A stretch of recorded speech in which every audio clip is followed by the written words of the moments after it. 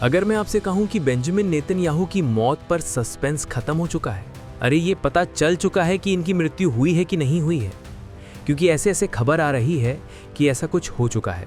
हम इसमें किसी भी बात की पुष्टि नहीं करते हैं, लेकिन भाई साहब आज मैं आपके सामने इतने सबूत रख देने वाला हूं कि आप खुद डिसाइड कर लोगे कि आखिरकार क्या हुआ है। देखो ट्विटर पे क्या चल रहा है, आर्टिकल्स में क्या चल रहा है और लोग क्या सोच रहे हैं, सब जगह पे क्या क्या फैलाया जा रहा है, इजराइल वाले क्या कह रहे हैं, ईरान वाले क्या कह रहे हैं, इन सब के बारे में पता चल जाएगा।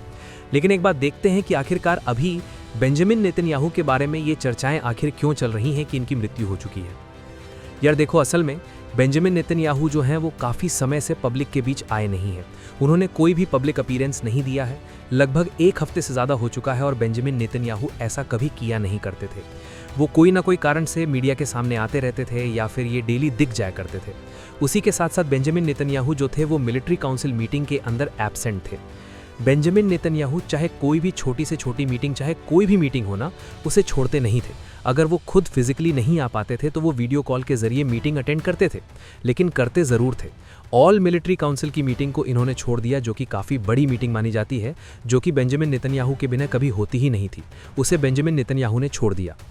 अब बेंजामिन नेतन्याहू कहाँ हैं और दिख भी नहीं रहे, इस वजह से लोग अफवाह फैला रहे हैं, क्या पता ये मर गए हों। दूसरी चीज़, बेंजामिन नेतन्याहू जो थे उन्होंने कैंसिल कर दिया मीटिंग यूएस के साथ, जो भी कुछ देर पहले होने वाली थी।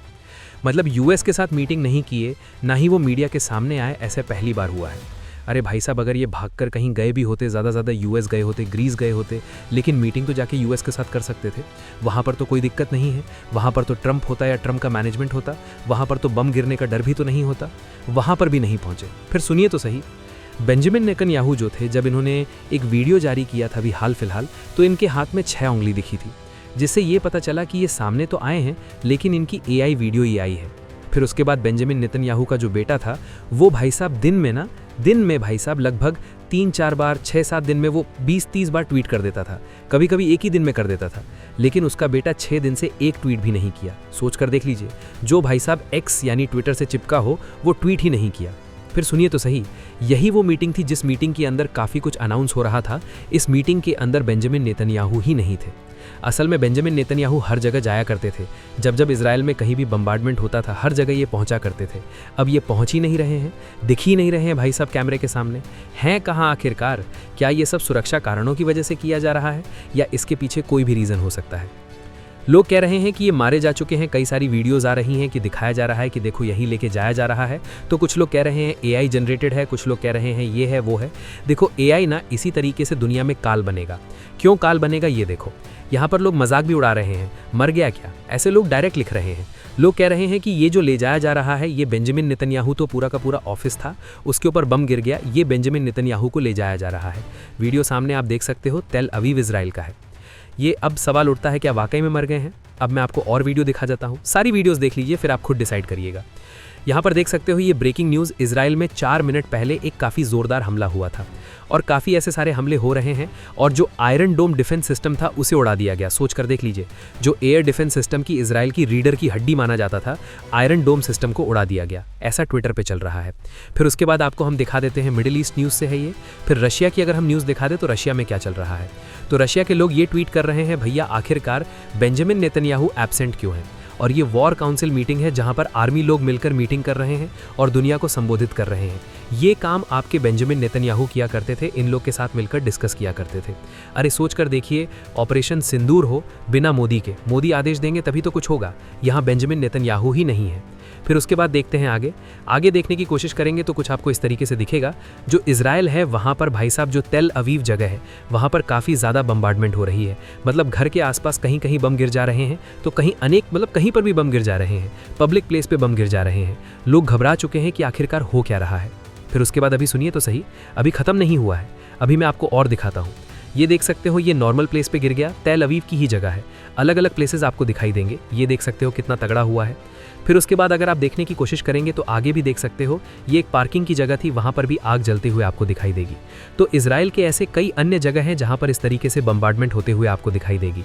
और कहा जा रहा है कि इसी में से एक बम्बार्डमेंट हुई थी जब इजराइल के प्रधानमंत्री बेंजामिन नेतन्याहू के घर पर हो गया। और कहा जा रहा है इनका बेटा तो कन्फर्म मारा जा चुका है, लेकिन ये जिंदा है कि नहीं इसके बारे में पता नहीं चला।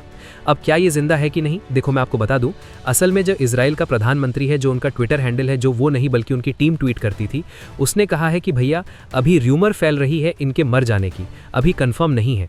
अरे कंफर्म नहीं है, अब सोच कर देख लीजिए कि इजराइल के लोग खुद कह रहे हैं और इजराइल के प्रधानमंत्री जो ट्वीट किया करता था उनकी टीम, वो खुद कह रहा है कंफर्म नहीं है, अनकन्फर्म है। मतलब मरे भी जा सकते हैं, क्या पता जिंदा हो। सोच कर देख लीजिए, उन लोग को नहीं पता, इसका मतलब कुछ ना कुछ तो हुआ है। ये हम रूमर फैलाने की बात नहीं, आपको मैंने पुख्ता प्रूफ दिखा दिया है। अब इससे ज़्यादा और क्या मैं दिखाऊं।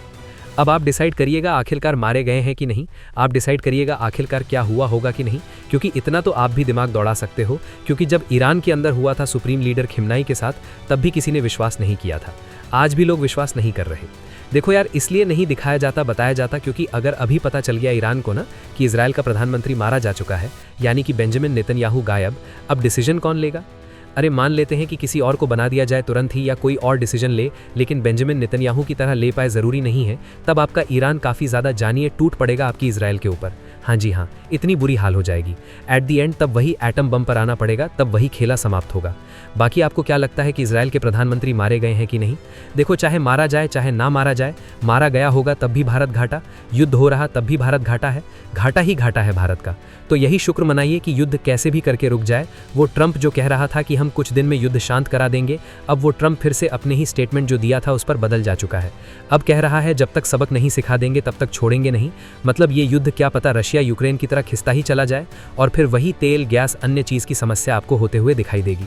इन अफवाहों ने इंटरनेट पर ऐसा तूफान खड़ा कर दिया कि लाखों लोग यही सवाल पूछने लगे, क्या सच में नेतन्याहू मर चुके हैं? लेकिन तभी अचानक एक वीडियो सामने आया और उस वीडियो ने पूरी कहानी ही पलट दी। वीडियो में खुद नेतन्याहू कैमरे के सामने दिखाई देते हैं, चेहरे पर हल्की मुस्कान और अंदाज बिल्कुल शांत।